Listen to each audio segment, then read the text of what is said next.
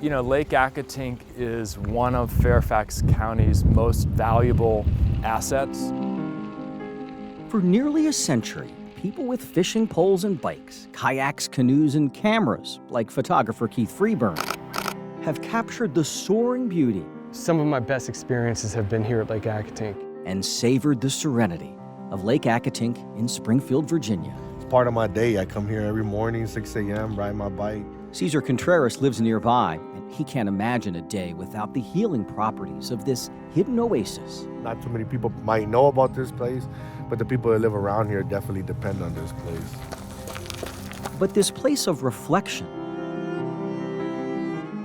and recreation, where gravel paths lead to stellar trails, faces a crisis lurking just below its surface. So here's your culprit, folks. Hundreds of thousands of cubic yards of sediment, rocks, sand, sticks, and sludge flow into the lake without intervention via a massive years-long dredging project.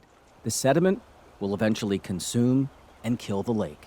So in 2018, the community was asked, do you want to save Lake Accotink and preserve it as a lake? And the answer was a very resounding yes. So you may be wondering, why is so much silt and sediment going into Lake Accotink? Well, there are two primary culprits, and I'm going to take you to both.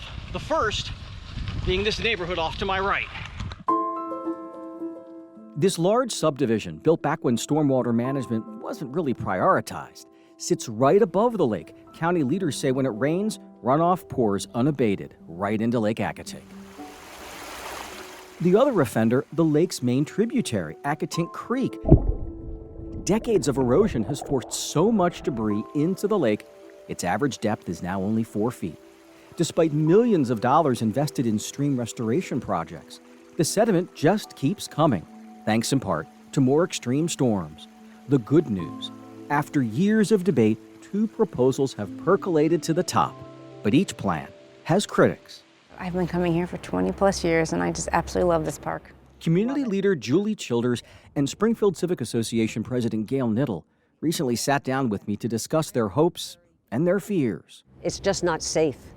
That's the bottom line. It's just not safe. In the first proposal, crews would load dredged up sediment onto trucks in a nearby industrial park, then drive right through Gail Nittle's neighborhood an estimated 190 times a day, 5 days a week, for 3 years. This is not country. This is neighborhoods. These are 2,500 households that live in Crestwood and Lynbrook.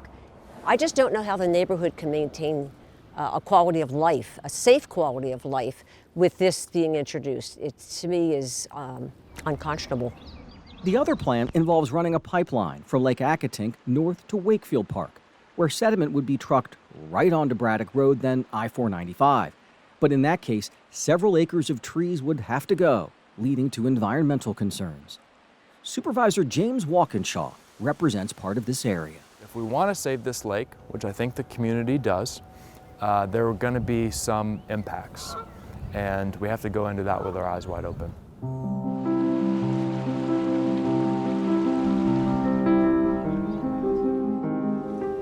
Walkinshaw says he's still looking for good options. A final decision is expected in just weeks, with dredging slated to start in the summer of 2023.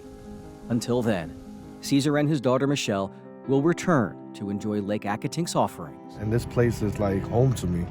And Keith Freeburn will keep snapping shots of creatures who call this place home. To be able to see this variety, there's only a few spots where we can do this, you know.